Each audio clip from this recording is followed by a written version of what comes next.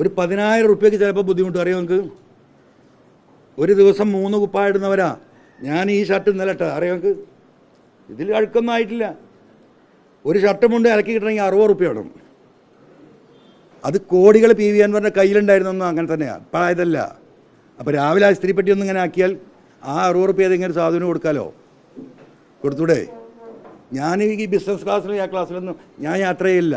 ഇവിടുന്ന് 12,000 റുപ്യ 15,000 റുപ്യ ദുബായിലെത്തും. ആ ബിസിനസ് ക്ലാസ്സിൽ ഇരിക്കണമെങ്കിൽ 30,000 40,000 കൊടുക്കണം 3-4 മണിക്കൂറിന്. ഞാൻ ആ സാധാരണക്കാരുടെ അടിയിൽ പോയി എനിക്ക് കൊടുക്കാൻ പൈസ ഇല്ലായിട്ടല്ല, ആ പൈസ ഉണ്ടെങ്കിൽ ഏതെങ്കിലും ഒരു സാധു വരുമ്പോൾ കൊടുക്കാം.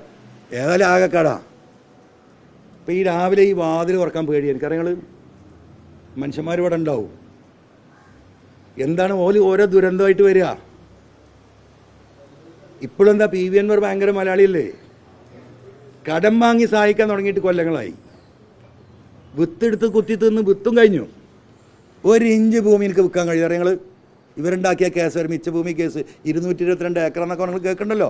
ഇപ്പോൾ നിങ്ങൾ കാണുന്നുണ്ടല്ലോ.